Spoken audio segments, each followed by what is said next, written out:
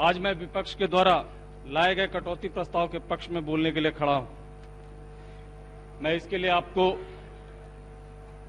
हम अपने नेता माननीय लालू प्रसाद यादव जी को, नेता प्रतिपक्ष भाई तेजस्वी प्रसाद यादव जी को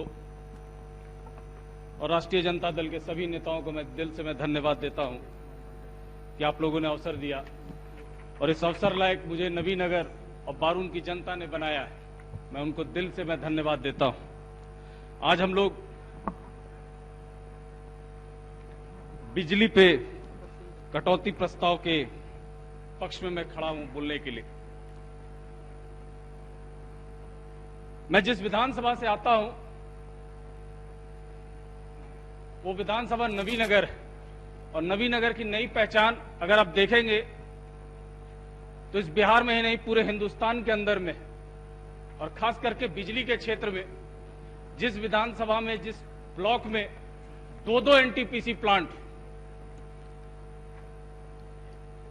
दोनों प्लांट को अगर मिला दिया जाए तो 5100 मेगावाट बिजली वहां पे पैदा होनी है। यह हम लोगों के लिए सौभाग्य का बात है कि हम लोगों ने दोनों परियोजनाओं को लगाने में हमारे क्षेत्र की जनता ने, हमारे किसानों ने, हमारे नौजवान भाइयों ने, मजदूरों ने, सबों ने मदद किया और मैं धन्यवाद देता हूं उनको।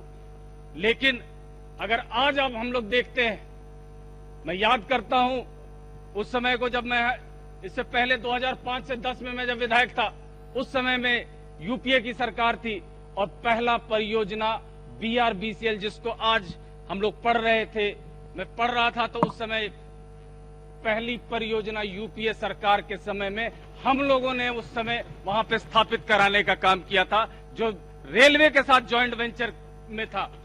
ये हम लोगों का सौभाग्य रहा कि हम लोगों ने वहां पर उस प्लांट को लगाने में सहयोग किया और उस समय हमारे जिले के महामहिम राज्यपाल निखिल बाबू थे।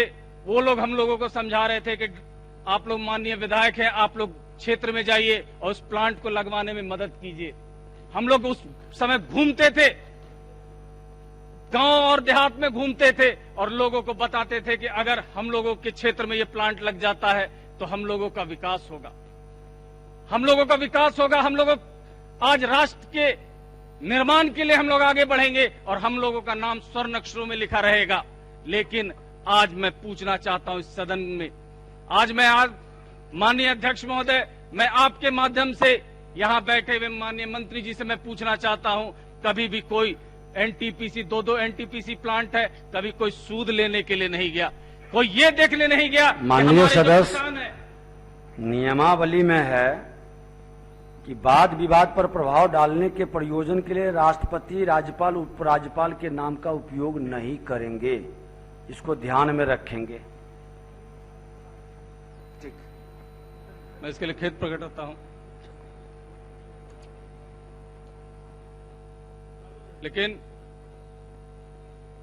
यहां कोई सूद लेने के लिए जाने के लिए तैयार नहीं हुआ।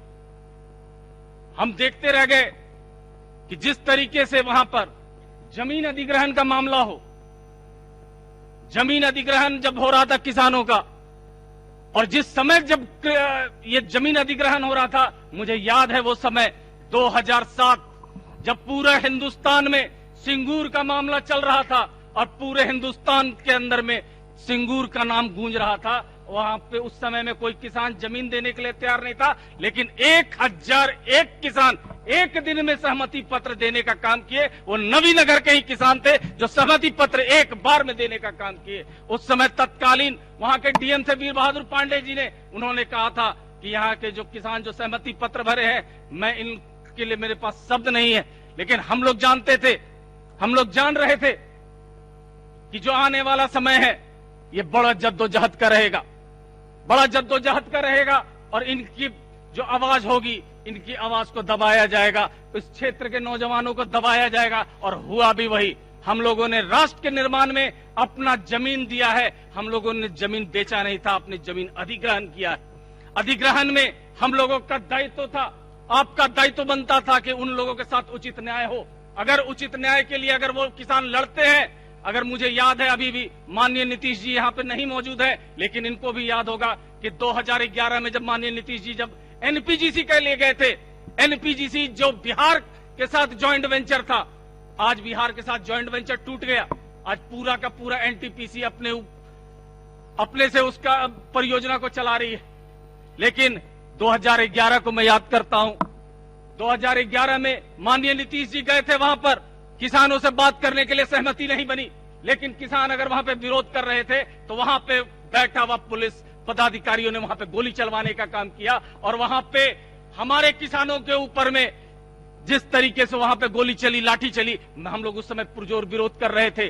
पुरजोर विरोध हो रहा था, किसानों ने आवेश में आकर पूरा ट्रेन जला दिया। तब नीतीश जी को मालूम हुआ कि नहीं, यहाँ के किसान देते हैं तो हक लड़के लेना भी जानते हैं, और उसका नतीजा ये निकला कि 1000 बीघा जो गैर मंजूरवा जमीन था, माननीय नीतीश जी ने उस समय आनन फानन में कह दिया कि जो 1000 बीघा जो गैर मंजूरवा जमीन है, जो मालिक गैर मंजूरवा जमीन है, जो 30 वर्ष का जिसका दखल कब्जा है, जिस किसान का 30 वर्ष का दखल कब्जा है, वो उसको पेमेंट मिलेगा। लेकिन हुआ क्या? हुआ क्या? आज भी मैं दावे के साथ कहता हूं मात्र 25% ही किसानों को मिला है, और आज किसान दर बदर घूम रहा है, कभी कलेक्ट्रेट घूमता है, अब तो एनटीपीसी प्लांट का बाउंड्री बन गया है, बड़ा बड़ा सीआईएसएफ का पुलिस और थाना लग गया है, वहां पर कोई किसान को अंदर जाने नहीं देता है, अपनी बातों को रखने नहीं देता है। ये बड़ा अफसोस का बात है।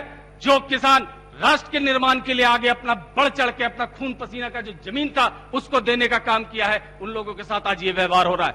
आज खास करके अगर हमें अपने उस क्षेत्र के नौजवानों का अगर बात करते हैं तो एनटीपीसी के द्वारा शुरू में यह कहा गया था कि आप लोग हम लोगों को सहयोग कीजिए, आप लोगों को डिप्लोमा कराएंगे, डिग्री कराएंगे, और आप लोगों को हम लोग नियोजित करेंगे, हम लोग इसमें रोजगार देने का काम करेंगे। आज हमारे क्षेत्र के जितने लड़के हैं वहां पे खास करके जो प्रभावित है, जो विस्थापित है, उन लोगों को एनटीपीसी ने डिप्लोमा आईटीआई कराने का काम किया, लेकिन नौकरी देने का काम नहीं किया। आज वो भी लड़के अगर अपना जमीन देकर आज भी रोड पे घूम रहे हैं। आज अगर आप देखेंगे खास करके अगर किसानों को अगर उसका जमीन का दाम मिला तो उस जमीन पे काम करने वाले मजदूरों के बारे में, मजदूरों के मामले में अगर आप ध्यान से देखेंगे तो उस मजदूर का कोई गलती नहीं। माननीय सदस्य, आपके पास मात्र 1 मिनट का वक्त है, अपना भाषण कंक्लूड करें। उन मजदूरों के बारे में सोचिए जो उस जमीन पे काम करते थे।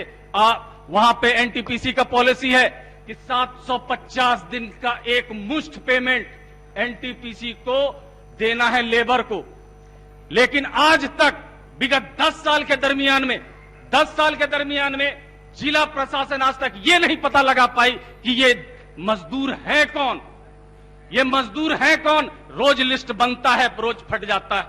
खास करके अगर हम लोगों ने अपना इस हिंदुस्तान को, इस बिहार को अगर हम लोगों ने अपना जमीन देने का काम किया, हमारे किसानों ने काम किया है, तो उनका भी हक बनता था कि उनके विकास के लिए जो पैसा आता है, एनटीपीसी के द्वारा पैसा दिया जाता है, वहां 2 पॉलिसी चलता है। एक आरएनआर पॉलिसी चलता है, जब कोई भी प्रोजेक्ट बनता है तो उस समय आरएनआर प्रोजेक्ट के तहत क्षेत्र का विकास का काम किया जाता है, और सीएसआर का पैसा भी आता है जो क्षेत्र का विकास का काम किया जाता है। लेकिन बड़े अफसोस के साथ मुझे कहना पड़ता है, माननीय सदस्य, आप अपना आसन ग्रहण करें।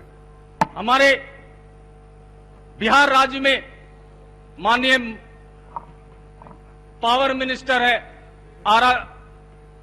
आरा से सांसद है, भारत सरकार के मंत्री है, लेकिन जो भारत सरकार के मंत्री है, मैं उनसे हरदम आग्रह करते रह गया कि माननीय मंत्री जी, अब जो आप कर रहे हैं आसन ग्रहण करें, वो बहुत गलत है।